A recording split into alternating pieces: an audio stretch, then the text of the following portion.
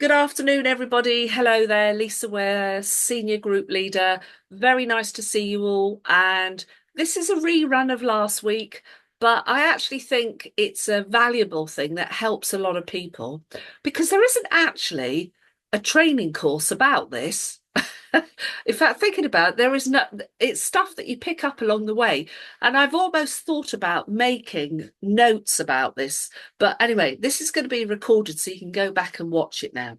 So, what we're going to do is basically offer you the chance to realize how people in the 500, 600, 700, and more, they have all these customers.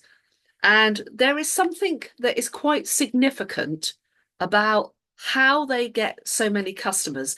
But you have to understand there is automatic churn where customers leave, but you've got to be exceedingly good at getting the right sort of customer and doing the right sort of things to retain customers. Otherwise, you keep losing them, wouldn't you?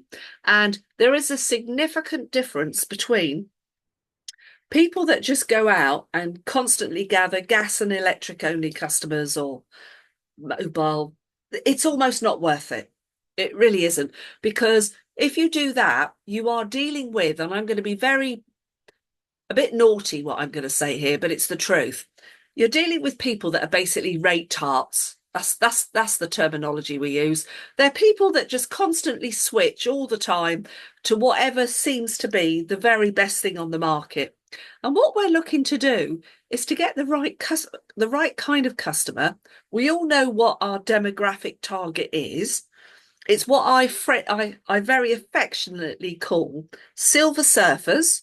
And I guess I'm in that category now myself because underneath this blonde mop top, I'm going white.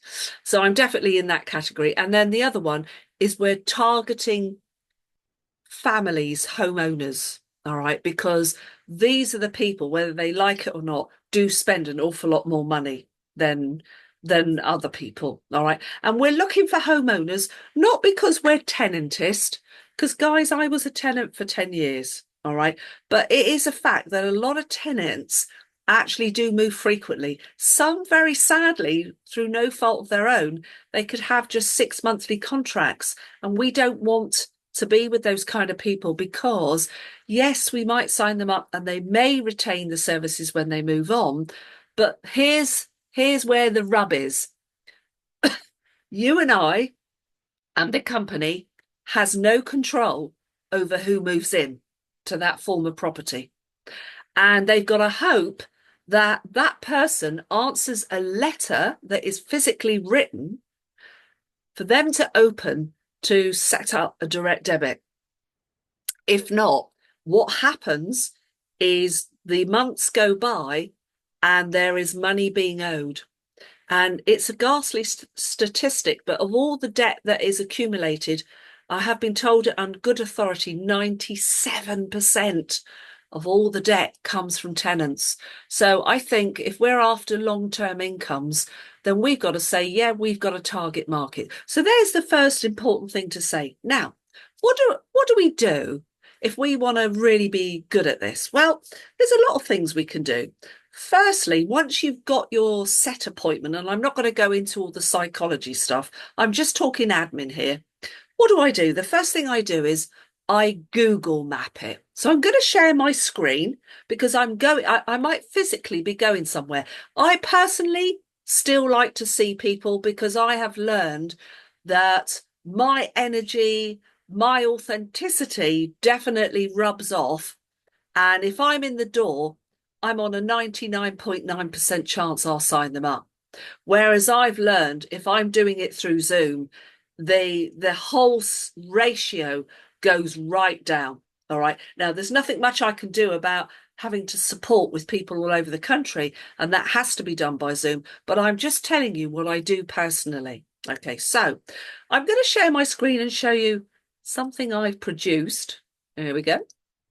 So just to give you an example, so in Google, when you put Google Maps, I've typed in, by the way, we're known as Rosemary Cottage, and I've used me because I'm not offending anybody or doing naughty GDPR. Okay, so I've put in number 4 Birch Close Cottages. Now, what comes up on Google is very interesting because it pinpoints it as there. Well, that actually, I can tell you, is not us. That is Blandford Machinery. We are actually there. So remember, it's a big postcode. So in fact, our postcode of D, even if I put in DT11 9AJ, which is our postcode, it covers our hamlet. So that's why. Okay. So what it means is I now know where I'm looking for. And what I tend to do is this. If I go down to here, I can see the property. So I'm going somewhere. Oops, here we go. And now I can see that. Now, this is quite old, actually, because that is us. I recognise our little shed and everything, but we've actually got an extension now. But that is our property. And you can actually look at this. This is so clever with Google. You can home in and see the name or the number. So this is really good. So if you're going, for example, to an appointment in the evening at night, it's really good to do this thing because you know what you're doing. The other thing too that Google does is you can press on my phone, I can press directions, then press start, and it will tell me how long it's going to take. I also have on there the traffic as well. So it allows for road closures. And aren't there a lot of those at the moment? It will give me the time. And I generally, as a rule of thumb, according to the time of the day, if I was going out at what I call the wicked time, which is between about 4 o'clock and 6, when the world and his wife commutes, I would possibly add more than 30 minutes to my allotted time, it tells me. That way I'm being prepared. Because Mr. Critchley said to me once, Lisa, there's no such thing as turning up late. You were just PPP. You did piss poor planning. And I now constantly make sure that I do everything I want to do. Do you know the other good reason for this? Can I just say to you, gosh, we don't look very, oh, look, I was growing sweet pea there. But I think we look like we're an okay house. If I was to see, and I dare say this, am I allowed to say it? If I saw broken car parts and mattresses in the garden, I think that would probably give me a bit of a warning signal that would it be worth my while actually going, if you get my drift. Okay, so there's the first thing. Secondly, on our partner portal, we can actually find out what broadband speeds there are. Now, you could just go and join the club and you could do a dummy run and there'd be no harm in that. And that will tell you lots of things. But you can ring up, phone a friend, and they can give you the annual kilowatt consumption. Because if your people are struggling and when you get there, it's really great. You've got a backup. So you've already got the most difficult thing that there is them finding that information, which is the annual kilowatts they've used in the last year, and then the projected forecast, which is the cost going forward of all the units they've used in the last year. It has to say estimated because one cannot possibly accurately predict what's happening in the future based on what is in the past. So that's the reason for the word estimated. So hopefully that helps. So let's say you get there and you do your and you're doing your appointment or you're doing this on Zoom. What kind of things do you want to do? Well, I would say building rapport, the good first few 15 minutes I tend to find is I'm asking lots and lots of questions and finding out about them because the building rapport is really very important. But also there are things in terms of admin we need to do. So you've signed them up. Now, I think I've got this ready. Just bear with me. Yes. So this is one I've just done recently. And this is the email that comes in instantly. Now, on my phone, most of us have got emails on our phones. The good news is, as soon as you do that JTC, up it comes, it shows the person, it's got the account number, and then you can say to them, right, an email has come through to you as well as another email. And it's a verification email that they need to click on that verifies it's them. Please, whatever you do, make sure you mention that. Very important. And then you can say to them now, on your email is an actual copy of the order, a complete copy of the order. How good is that? Yeah. Everything written down and including this. How long will it take? Do you know what? You don't have to be clever anymore. You could, if you wish to, just read what's on the screen there, what comes off. So it says, once we've processed your application, your energy services will be transferred in around 2 to 5 days. I am finding them within about 2 days. Your broadband and home phone will take up to 21 days. Now, they are really allowing for the worst case scenario. I Lisa, find sometimes somebody has just, could you mute yourself, please? Lisa, we're still on Google View. Oh, are you? Apologies. Thank you. Hang on. Now you're not. It should come through. Hang on. Let's tell me when you can see a how long will it take? Does it come in? Can Yeah, anyone? No? What's yes, going? you see the email. Hang on. Yeah, we're on your email. Yeah, you're on my email. Sorry, apologies, guys. Right, so all the bits and bobs. Now, this is how long it will take. The 21-day thing is a kind of worst case scenario. I have known somebody's broadband switch in under 7 days. I've known one happen in 3 days. And what I'm understanding is it's a bit about when Openreach will be at the cabinet the next time. And it just might happen that your order fits into that one that's going. So it's better to under promise and over deliver rather than tell them sooner and it happens later. Because what you don't want to do is disappoint people. Now, the mobile SIM, it says here, mobile SIM cards and handsets will arrive within 2 to 5 days. I tend to find they arrive generally within 2 days. Okay, so this is really good. The other thing to do, I think, to point out is what the customer services number is for them. All right, that's a good thing. It's also on their app. Okay, but that's a good thing for them to know as well, because at this point, remember, nothing's working. So they've got their email. Now what? Well, the next thing is that you want to ask them to download the Clubhouse app. If they have an iPhone, it will be the App Store. In the search, you type in utility warehouse and up it comes. It's bright purple with pink UW in it, not the blue background one. That's a partner app. Okay. And then if they are Android, it is the Play Store that they put into search. And so you want them to have the app immediately on their phone, because you can explain to them that as the services go live, all the services are going to show within their app. Now, guys, one of the things that they'll do is they'll download.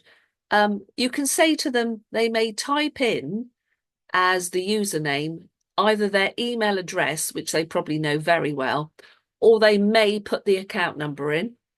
And then the password has got to be a password that is very useful. All right. One that they definitely, please, the amount of people that don't write passwords down, say to them, please, for the moment, write it somewhere. Just write it somewhere, because they always seem to forget. Okay. So that's that password that they're going to put in is what's been set up when you've done the customer. All right, so it needs to be a good one. Now, they are not going to be able to see anything on the app at this point. And that's where I have to say, if you are with someone, it's really good, because your own phone, you can show them how the app works. And the biggest factor of downloading the app and having it yourself is you can show them all about the cashback. I'm telling you now, this is where the future of referrals comes in. This is where you're sealing in your customer. This is where, if they only take a couple of services, you want them to take the cashback card at least. But what you're after doing is trying to help them take everything. And now on your phone, you can show them how the cashback card works. I actually play around with it. I show them the little cog in the top right-hand corner and how I've set up an auto top up rather than just making it like a pay-as-you-go thing. I'm just going to stop the share here because I'm going to emphasize something. I hear everybody, including the company, talking about topping up a card. I'm sorry, I absolutely laid into Mr. Justin Bazzino when I had lunch with him just a week ago and said, I'm sorry, we do not top up a card. Each account has two cards and they actually spend money from the same pot. And I say to folk, this is not a credit card, so you cannot accrue interest or get into debt. It's like a bank account, but no direct debits or standing orders can be functioned from it. This is, you put money into it and then you spend. But the difference is when you spend with this, instead of playing around with stupid exchanging points for vouchers and then turning vouchers into other things and I don't know, all the stuff that goes on with everything else. This is just chip and pin, all contactless up to 100.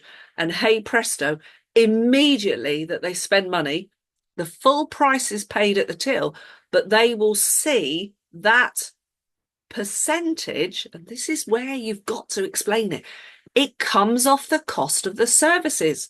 Now, if you've done a great presentation, I actually show them this is instant money off. And I explain to them, my accountant says, do you know what? You earn money, but you don't pay tax and insurance on it. How cool is that? You are actually basically earning about 30% more. So for someone like myself, and when I explain this to them, I say, look, I'll show you in a minute one. A little old lady that I've just signed up, and she's a referral from her son. She tends to shop at Sainsbury's up the road from her, and amazingly, Aldi's. And I said, well, if you go to those two, your quid's in because every time you spend money, 3% of what you spend is coming off the cost of your services. Now, if you go to somewhere like Lidl's or Tesco's or Morrison's or whatever, you'll get 1%. But this is really good if you can go to those shops. And then I generally say to people, look, I don't do a cashback challenge, but I say to them, look, let's be a bit conservative here. If it's two people, now we tend to get about 50 quid, 40 to 50 quid. Two people, I say to them, let's be conservative. Let's say you only get £30. £30 a month. Oh my gosh, that's your broadband totally spoken for. That is free broadband. Could any other company give you it free? Or you could say free mobile. Now, this is the way that you are sealing people in. And your mobile phone and showing them how the cashback is so clever and how easy and simple it is. This time you spend is going to make the difference. Okay, so you've done the Clubhouse. Now what? Well, hopefully you've got a mobile deal. You might have got one or two. Okay, now this is where I don't run out the door and leave them to it. This is where I take my time. So I'm going to share my screen again and show you something else now. Just bear with me while I find it, hopefully. Yes, here we go. Okay, now this is a little table that somebody produced for me, but I've also found something else. And I'm going to send it to you all on the WhatsApp. And I've Googled it and I found it, and it's called something called Answer for You. It actually spells out for every single mobile network how you get the pack code for each one, which is really good. So I will send the link, guys, and then you can have that. But the first thing you need to do before you get a pack code, which means they retain their number and data and everything, you've got to ensure the handset's unlocked. And the simple thing to do there and then, and it says it on here, is take them to the telephone keypad and they dial *#06#. And then what you're looking for is at least 2 IMEI numbers. When you see that, you just know the phone is unlocked. Now, what I will say to you guys is, generally speaking, everything after an iPhone 8 or a Samsung 8 is generally unlocked now. All right. It's only all the old phones. We're gradually, it will be the elderly people. I don't know if you know this, you probably find it, but I tend to find the elderly people get the cast-offs of their grown-up children. Yeah. And so they tend to have the older phones. So this lady was exactly one of those. She had an older iPhone. She had an iPhone 6. 90 years old. I was well impressed. Can you imagine using an iPhone 6 at 90? In fact, I had some real giggles when I was with them building rapport. And I said to her, can I bring my mum round? Can you teach her how to use a phone, please? And this stuff just builds the rapport. Yeah, it's really good. And it also makes them feel good, doesn't it, as well? So she had an old iPhone and she was on Talk Mobile. Guys, Talk Mobile is basically Vodafone. It's another virtual network like ours. We are a virtual network of EE. Yeah. So I said to her, look, the simplest thing we're going to do here right now is I took her phone off her. I opened it up. I took her SIM card out and I put mine in and put it all back on. And up in the top left-hand corner, what I wanted to see was wonderful. It said UW. So there you are. I knew that the phone was unlocked. Otherwise, it wouldn't show that. Really good. A simple thing. Now, if that isn't the case, I have found the simplest way to direct them is ask them to just take themselves along to a nice little near independent mobile phone shop. Hand the handset over. They will get it unlocked. Evidently, it's all about just numbers, codes, and they'll be charged somewhere between about £10 to £25. Tell them to keep the receipt. Make sure that the shop writes on it that it was unlocking, and that can be submitted along with any other early termination fees, and that can be given back to them as a credit on their UW invoice. Excellent. Really good. All right. Very useful. So we've talked mobile phones. Now the broadband, that's simple. They receive the router. Please do ask them. Like, here we are. So today I have made an effort to go and see this lady. And I'm just going to point these things out because all this stuff happens to me as well. So she's 90 and her son had said, oh, well, when she comes to set up the router, leave the mobile till then. I didn't want to leave it till then. Her router is not being happening till the 2nd of December. So I did the porting. I rang up Phone a Friend. I gave the pack code. I gave her mobile number. I did that yesterday. And basically within 24 hours, sometimes only 4, it goes over. Now, what did I make a mistake on? Please learn from my mistakes. I said to her, when your phone service goes down, just ring me from your landline and I will come over and I will do the swap of SIM cards. She was never going to be able to do this. As simple as it is to us, not to her. Big error. Learn from my mistake. She was waiting for her whole phone to go off, switch off. She didn't realise because I hadn't been explicit in my communication. I should have said to her, when it says on the top left-hand screen, no service, that's when you phone me. So luckily, I rang her landline. She answered because I just had this gut instinct that it should have gone over. And I said, can you look at your mobile for me? What does it say in the top left? She said, no service. I said, great, it's gone over. So I flew over there. I did the swap. It took me barely a minute to just open it up and change it over. But, for some people, this is hard. We think it's easy, and I certainly wouldn't, I wouldn't take I wouldn't take the mickey out of her.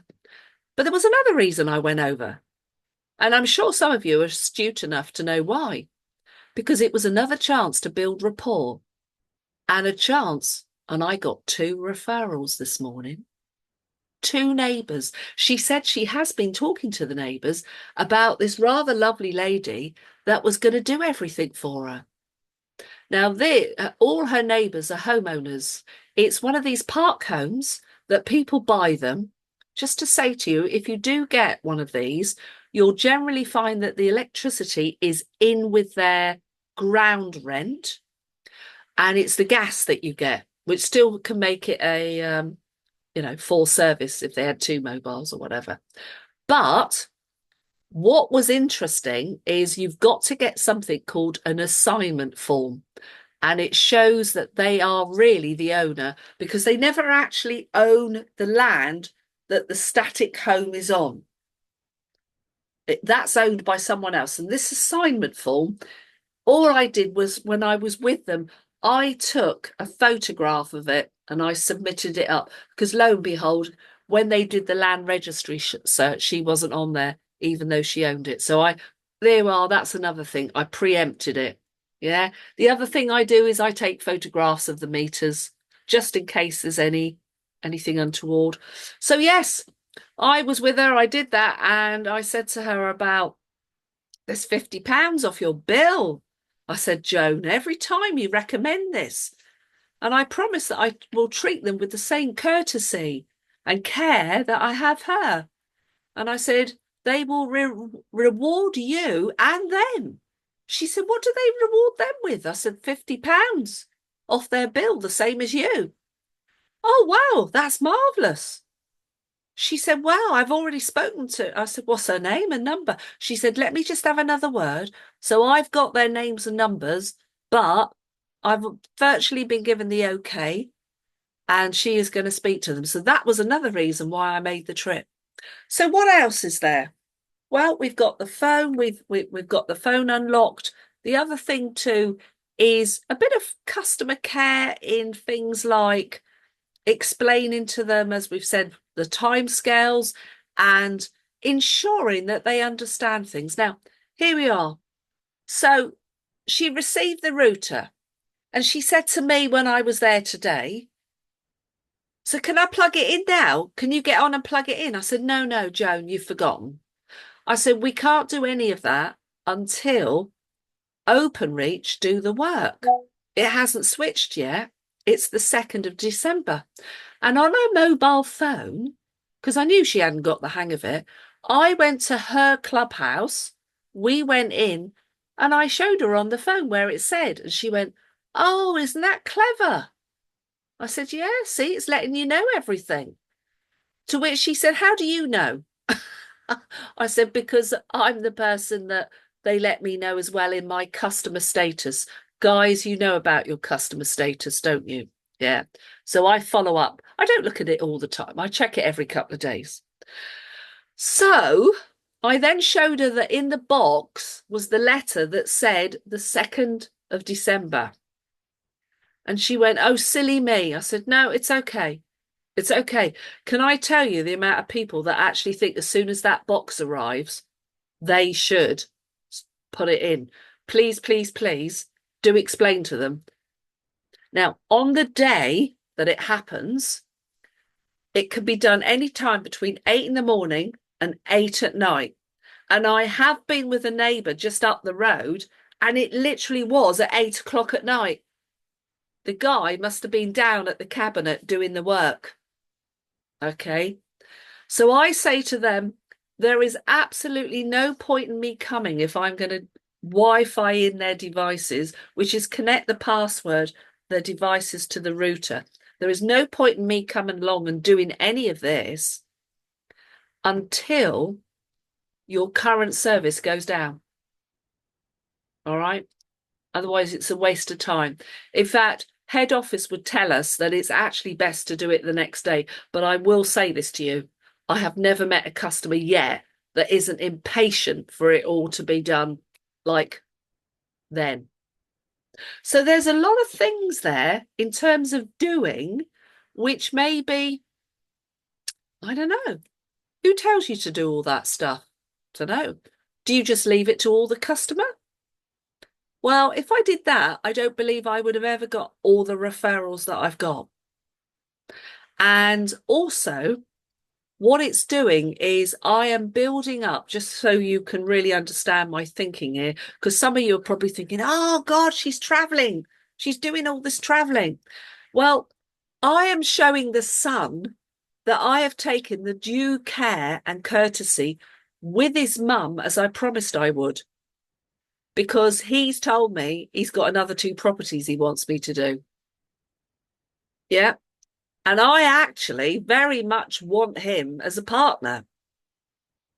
And I have left him a little voice note to told him what I did today. And I'm just sharing this with you because it's interesting. And he rang me back about 2 hours ago and he said to me, gosh, Lisa, that's a trip for you. Because, by the way, we've got diversions going on because road closures and everything. And it's about a 20-mile round trip. He said, they must be paying you well for you to bother to go out and do this. And I turned around and I said, well, I did tell you about royalty reoccurring passive income. And he said to me, maybe it's something I should look at then. Okay, it was out of my way. It was another trip. I did fill it in actually with my Sainsbury's shot and filling up with fuel. But there is method in my madness. And I have learned that by treating this as a business, that you upfront stuff you do, it comes back to you. And what will happen is these customers will not leave. When that second 18-month contract comes into play and that price shoots up about 11 quid, I think it is, all right, you will have helped them realise that, do you know, in the scheme of things, the cashback's paying that. And what matters to them is that we are people that are available at the end of the phone. We go the extra mile, literally, in some cases.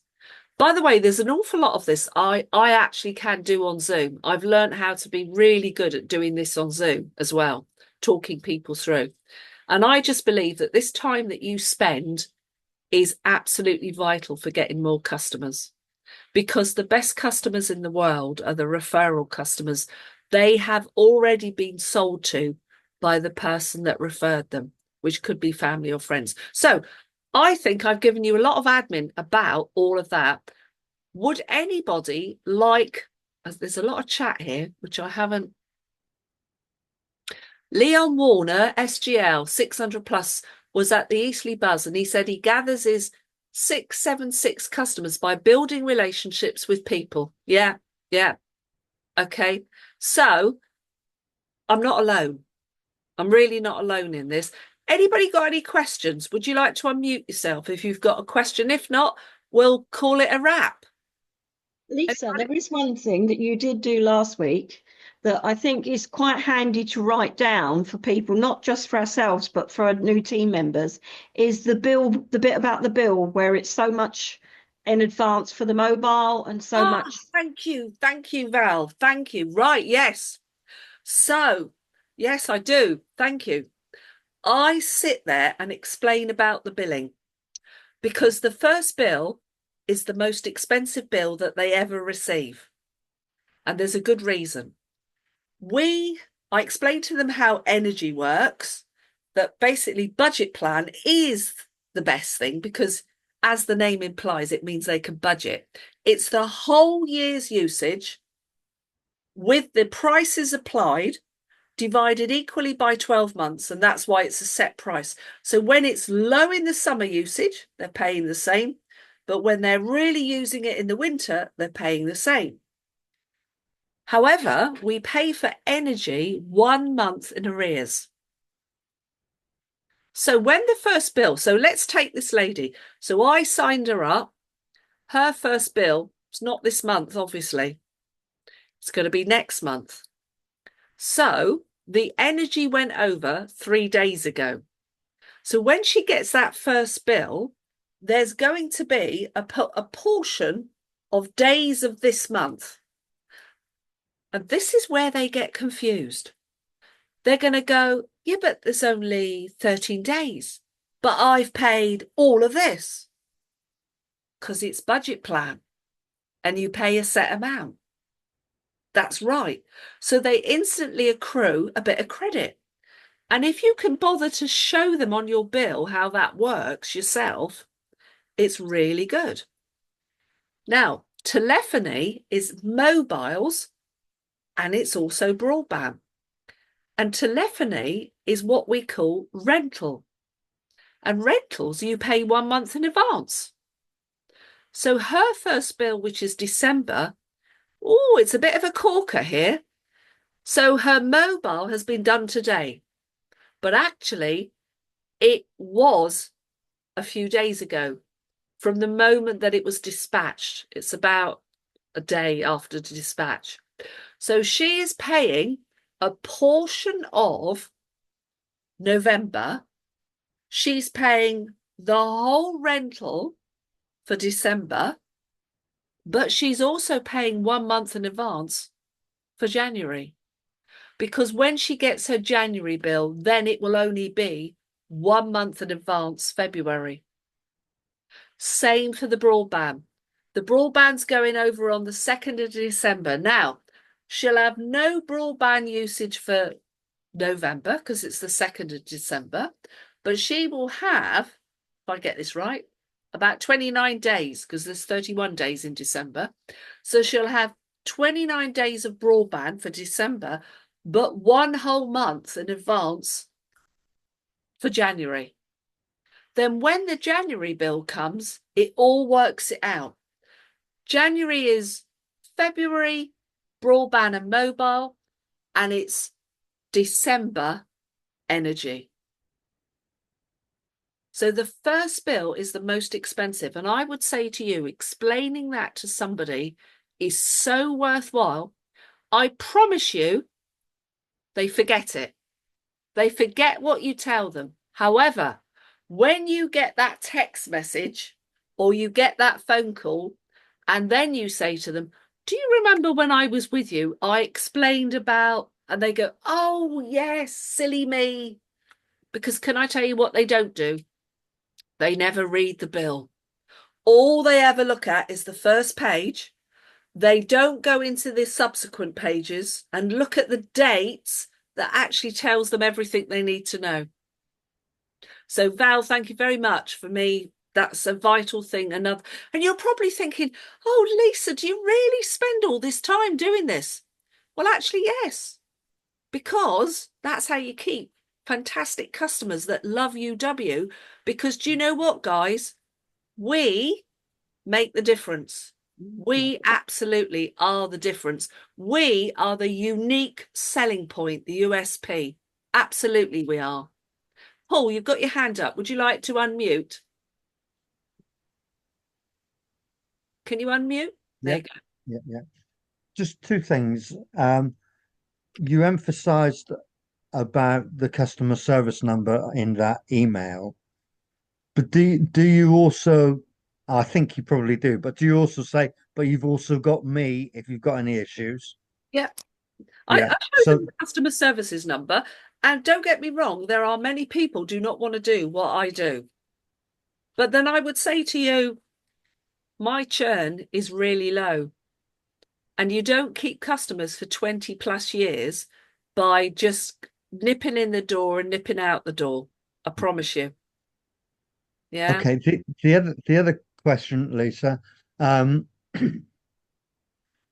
during some of the chat in the group over the week, I asked the question about VoIP, and people said it's not a problem.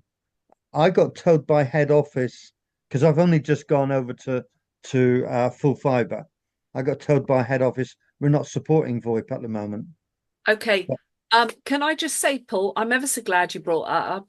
For the recording, it is my intention. That's what I'm going to talk about next week. All right. Brilliant. I'm going to go into the whole thing of VoIP. I'm going to give you contact details of different companies, okay? Because at the moment, our company isn't supporting it. Believe me, while I was with the directors, not last week, the week before now, it's something I've already brought up to them, okay? I've brought it up because I actually think they cannot trail behind because there are that many people moving over to full fibre.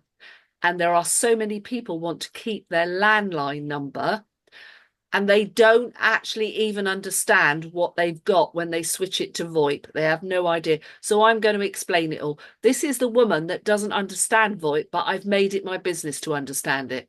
All right. Super. Next week, guys, Apparently, the we'll call it a routers. day. Otherwise, everybody will go nuts and say, Lisa, you said it was only 30 minutes. All right. I'll see you next week. Take care. Thanks, Lisa. Thank you. Lisa. Bye. Bye-bye.